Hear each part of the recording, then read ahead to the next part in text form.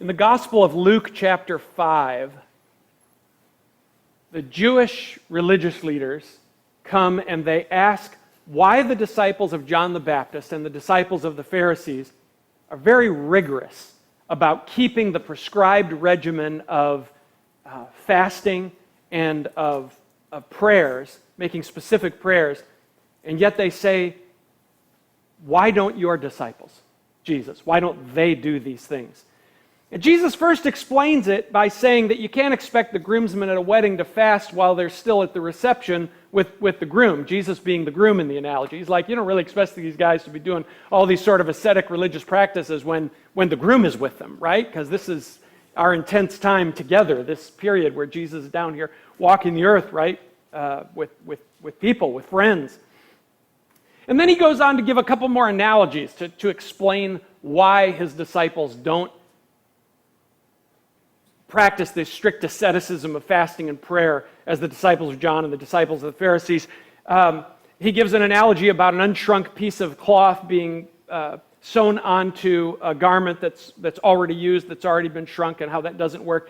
And then the one I really want you to hear this morning in Luke chapter 5 goes like this. It's 2 verses. Luke chapter 5, verses 37 and 38. And Jesus says this, "And no one puts new wine into old wineskins, or else the new wine will burst the wineskins and spill out, and the wineskins will be ruined. But new wine must be put into new wineskins, and then both are preserved." So, what I want you to notice is that Jesus is not just saying, they say, well, why don't your disciples do this, strict religious asceticism that everybody else's disciples are doing. And Jesus doesn't just say, well, yeah, I know, we'd kind of do it different and, whatever. Jesus is saying that something about what he is bringing is different in substance. It's new wine. It's new wine. It's different. And you can't put it in the old. You're asking why my disciples aren't playing with the old wineskins. And not because it's new wine, and this new wine would burst the old wineskins. Now, the actual controversy that leads to this whole conversation about why Jesus' disciples are not behaving like other people's disciples is found just a few verses earlier, right there in Luke chapter 5. It starts in verse 27, and the story goes like this. This is what happens before the conversation. After these things, Jesus went out and saw a tax collector named Levi sitting at the tax office, and he said to him, "Follow me." So he left everything, rose up, and followed him. I always love those, by the way, because there had to be more to the story than that, right? Because I'm pretty sure if I walk into Walmart and look at the cashier and say, "Hey, follow me," she's not going to say, "Yeah, I'll just leave everything and come," But we get these stories in brief, right? He rose up and he followed him. And then Levi, this tax collector, he gave Jesus a great feast in his own house, and there were a great number of tax collectors and others who sat down with them. And their scribes and the scribes and the Pharisees complained against Jesus' disciples, saying, "Why do you eat and drink with tax collectors and sinners?" And Jesus answered and said to them, "Those who are well have no need of a physician, but those who are sick. I have not come to call the righteous, but sinners to repentance." And then that's when they ask, why do your disciples, they go into this whole thing about why your disciples aren't living the religious life the way everybody else is living the religious life. So the trigger for the conversation is that Jesus' disciples are eating and hanging out with unacceptable people. And of course, they're doing that because Jesus made a connection with one particular unacceptable person, this tax collector Levi, and then that tax collector threw a party for Jesus, and they all went. A tax collector. What these tax collectors did was, Israel was an occupied territory under the Roman Empire, so they collected taxes from their fellow Jews to give to the Roman Empire. So Jews paying taxes to Gentile dogs whose swords kept them in bondage, not a happy situation, and so everyone hated their fellow Jews who worked as bagmen for the Romans, basically. And of course the disciples are there because, Levi throws this party, and Jesus says, we're going to this party, and so they're there. And so the religious leaders are like, this is not how we work our religion. We keep the rules, We do the prescribed holy activities. And one of the ways that we know God accepts us is because we don't hang around with the people that we know are unacceptable. And Jesus' response is not to say, you're right, we're kind of pushing the envelope. We should be careful. That's not Jesus' response. He doesn't say, he doesn't fess up to being kind of too fast and loose on the religious side of things. No, Jesus' response is, well, this is different wine. By the way, the reason you can't put new wine into old wineskins is because new wine, when you put the juice into the wineskin, it's fermenting, and when it ferments, it gives off gases. The old wineskins are brittle, so they don't expand, they split. So that's why you put new wine. Now we solved that whole problem with the invention of glass. We have bottles, But that was the deal. So notice there are two things here, though. There's the wine and there's the wineskin. The wine is the thing of substance. The wine is the point. The wineskin is the holder. It's the container. I think we can safely say that the wine represents the thinking and the substance of a person's faith, and that the wineskin represents the practices that hold that faith and by which that faith is eventually lived out or poured out. What the Jewish leaders saw in Jesus' disciples was not the wine. They saw the different wineskin. These disciples,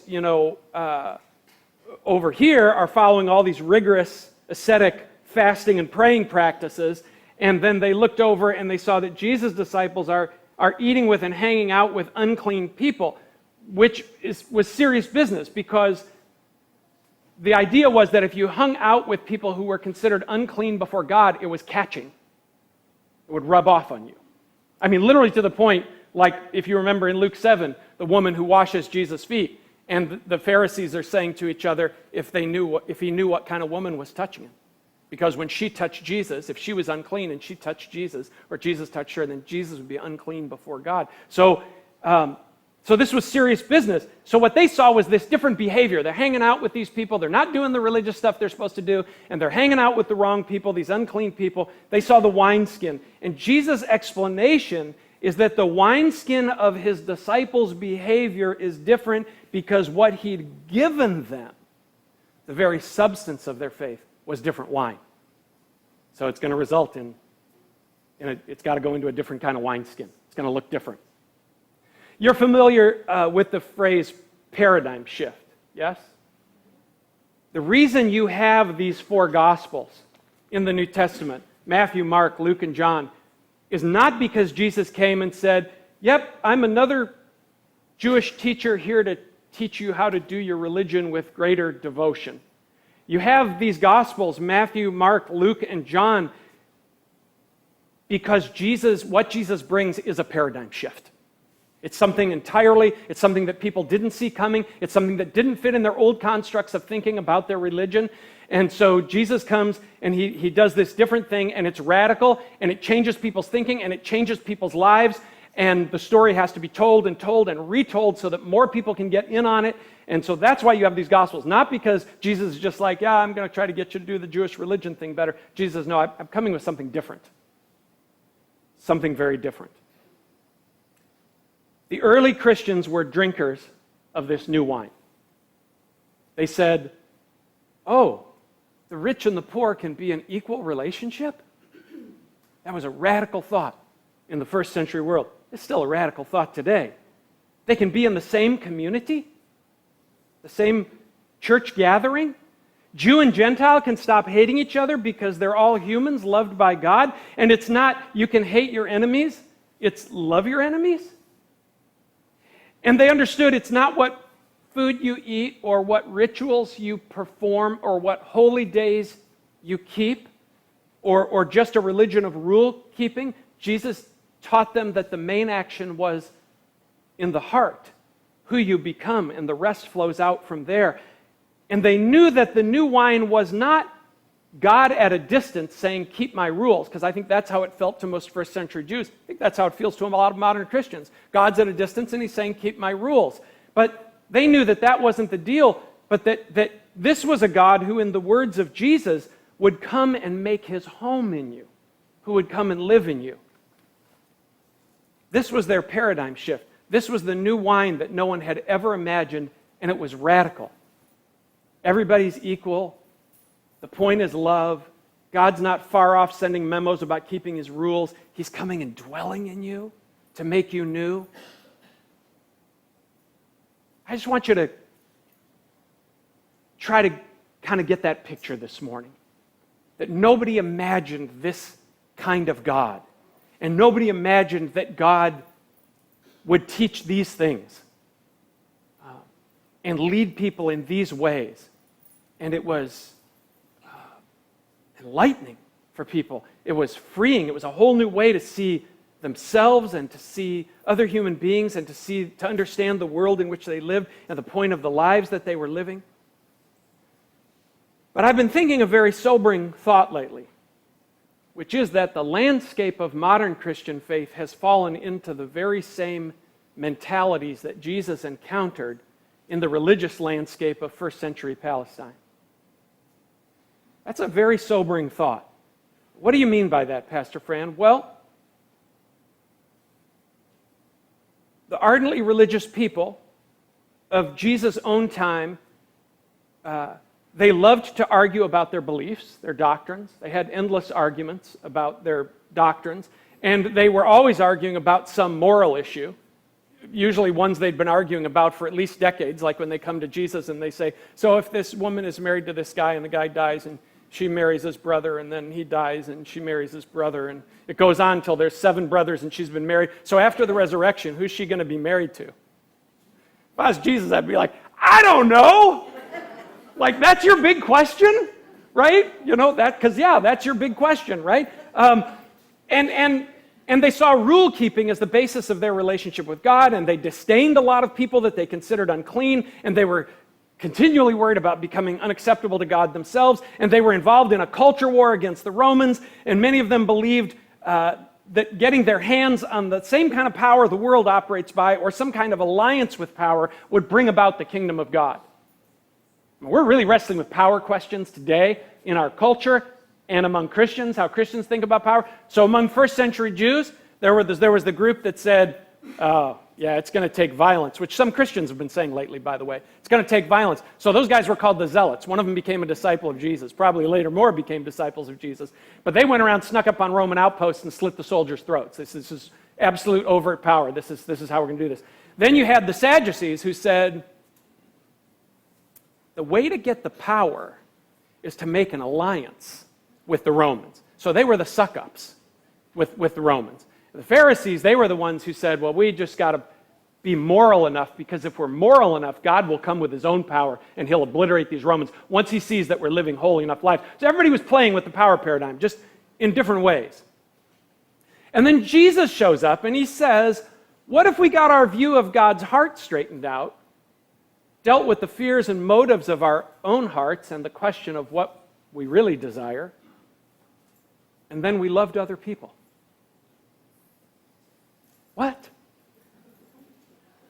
New wine. It's different. It's different. We are living in a time when people inside and outside the church across our culture are saying that the church and the wineskins, the words and actions of Christians, no longer resemble Jesus. Why? Because we have fallen back into the same kind of religion that dominated the landscape Jesus walked into, except, get ready for this, now we have his name on it. Now we have his name on it. Now I understand that a lot of the Christians today who are fighting a culture war, who seem judgmental, who are framing the faith in lots of rules that must be kept, that they're doing it in part because they're trying to be faithful. I get it. I understand it. And trying to be faithful is honorable. But remember that the scribes and Pharisees and Sadducees of Jesus' day were also trying to be faithful. Now, if you doubt the degree, in other words, you can try to be faithful and still, get the wrong answers. So if you doubt the degree to which the substance of Christian faith, the substance of our wine, is at stake, let me give you 2 just examples. One is the topic of Christians and their similarity or dissimilarity to the way of Jesus is now daily fodder on national news programs. I don't know if you watch any of that stuff. It's fascinating. I mean, on all these major news networks and in these major news journals, they're talking about Jesus. But the reason they're talking about Jesus is because they're trying to figure out if they're mistaken or the Christians are mistaken, because they thought Jesus was different. Even from a distance, they thought Jesus was different than what they see, the wine and wineskins they see coming from Christians, and they're saying, so this is confusing. And one of the biggest stories recently has been the interviews being done with a guy named Russell Moore, who used to be one of the top leaders in the Southern Baptist Convention, and who left that role and left that group and is now the editor-in-chief at Christianity Today, which is a magazine I respect tremendously. And when he was still traveling around and speaking, he was trying to be one of those voices in churches, as he would travel and preach in churches. He was trying to be one of those voices in churches that would call people back to the Beatitudes, the Sermon on the Mount, mercy, compassion, justice, right? And so he would preach this stuff in churches, and people would come up to him and they would say, Christians would come up and say, where are you getting all these liberal talking points? This is real. And he would say, I was literally quoting Jesus to you. And they would say, well, that's not going to work anymore. We're not going to be able to do it that way. For real. And so he's reported these conversations he's had in churches all around the country, and all these news networks want to have this conversation. Like, here's a Christian who's saying there's a problem. We thought there was a problem. Now here's a guy who's saying... So if there's not a problem, if there's not a wine and wineskin problem, why is there such a big conversation? I'll give you a second example. And that is that there are all these people in the... There's an interesting thing about Christian musicians. Some of them are just poppy and shallow and whatever, you know. But a lot of times musicians are poets. And a lot of times poets are seers. And they're thinking deeply about things. The last 3 or 4 years, there's been all these Christian musicians, big name people, who are either defecting from the Christian faith, or they're saying something is way out of whack with the kind of what we think Christianity even is and what we think following Jesus looks like. So I'm going to read you the words, a couple of verses from a new song. My friend Marilyn Knotts sent me this week from a Christian musician named Chris Llewellyn. Interestingly enough, it's from a song he wrote called New Wine. Listen to these verses. Is my Bible a barricade to keep heaven shut? Are its gold-gilded edges really meant to draw blood? Am I screaming out the truth while I'm leaving out the love? Then I'm fake as the wine in my cheap plastic cup. Are my scriptures just borders between them and us? Do my keys to the kingdom keep kindness locked up? Does my God love the world or just hate who I hate? Then I'm stale as that styrofoam bread that we break. Now, what's interesting is that more people among Christians are recognizing that to some significant degree we seem to have misplaced the new wine that Jesus brought. And this is what seems to happen across the history of the faith. Like, we lose track of the new wine, and then the Spirit of God raises up a new spirituality among Celtic Christians in the 4th century. Or the Spirit of God raises up a St. Francis in the 1200s, or a Julian of Norwich in England in the 1400s, or the Mennonites in the 1500s, who, by the way, out of all the groups you would associate with the Protestant Reformation, everybody was arguing about doctrine and how you're really justified and how you get to heaven and who can be in the church and who can't be in the church. And the Mennonites were the ones who said, what about the way of Jesus? What about like living like Jesus? And, you know, I'm painting with a broad brush, but the rest of reformers are like, no, that's not what's important. God raises up these people across time. We could even point to things like the Jesus movement and the charismatic movement that began in the 60s here in the United States. All of these people and movements had to do with rediscovering the things Jesus brought, the new life Jesus brought, that in their time had somehow slipped off the plate and been lost. In their moment in history, they all embraced the new wine again, and they became new wineskins. And in their time and place, it was a great paradigm shift in faith. And I want to be honest with you this morning and tell you that I think we are in a cataclysmic paradigm shift in faith right now. As people inside and outside the church increasingly find themselves wondering how we lost track of Jesus.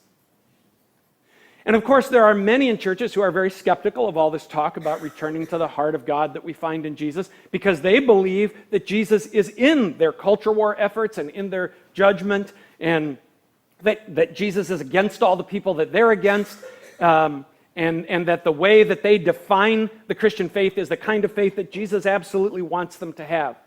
I get that. And they look at those of us asking hard questions, and they're frustrated. And they say, why can't you just get with the program and be a good Christian? Why can't you just be a good Christian and think the way that we all know Christians should think? Because in our culture, that is the way most Christians have thought up until, I don't know, sometime during the last decade, and the dam broke. And people said, I think we're missing something. And this is my answer to those folks. The reason that we can't just get with the program and just think the way that you think all Christians should think is because the new wine Jesus brought is actually better than some of those things. And for better or worse, if we try to put it in your old wineskins, they're going to bust. They're going to bust. And I want to say to all of you that, and I want to say this respectfully, but I want to say to all of you that I make no apologies for the journey that we've been on this last few years into a different kind of faith.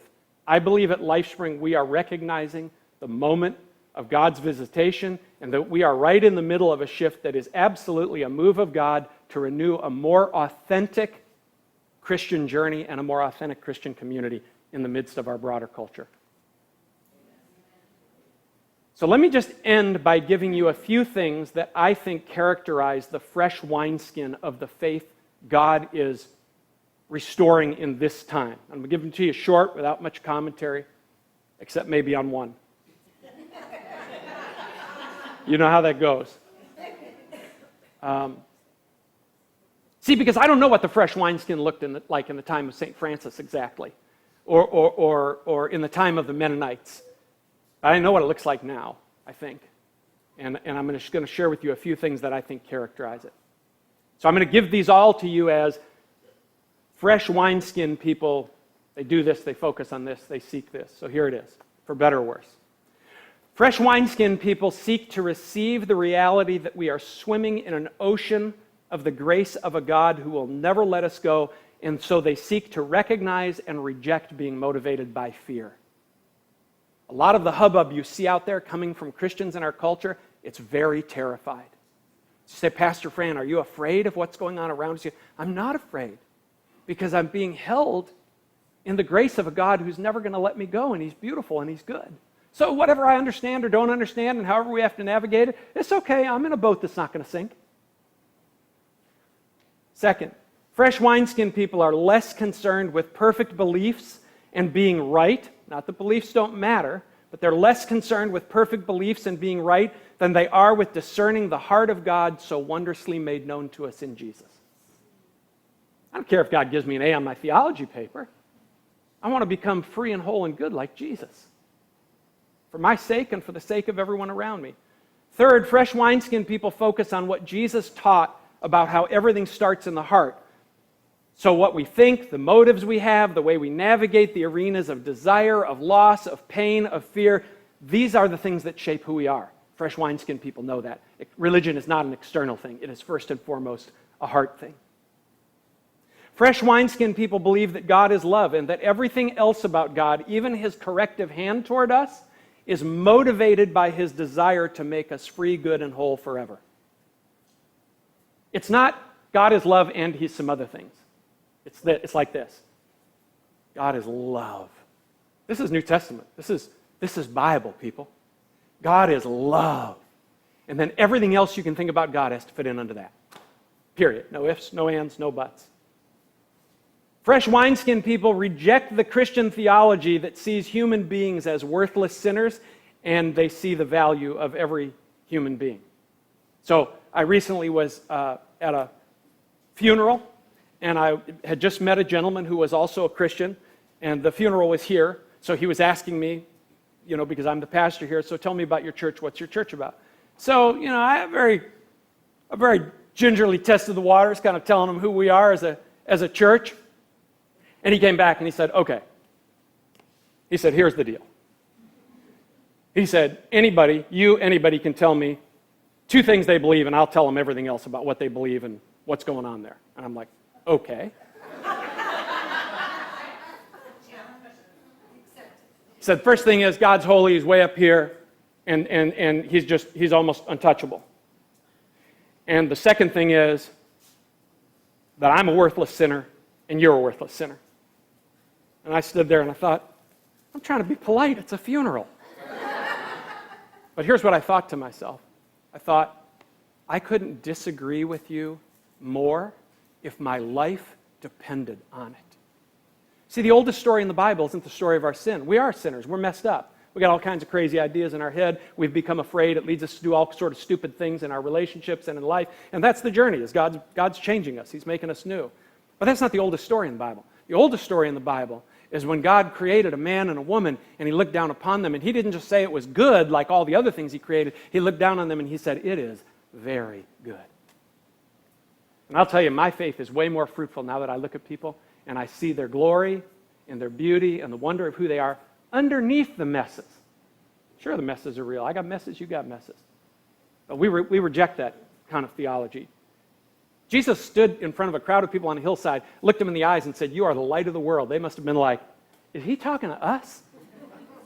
But that's how Jesus saw people. Why do you think Jesus ministered to people? Jesus knew there was something more than that they were lawbreakers and rule breakers and sinners. They'd been written off by the religious establishment, and instead Jesus said, can I come to dinner at your house?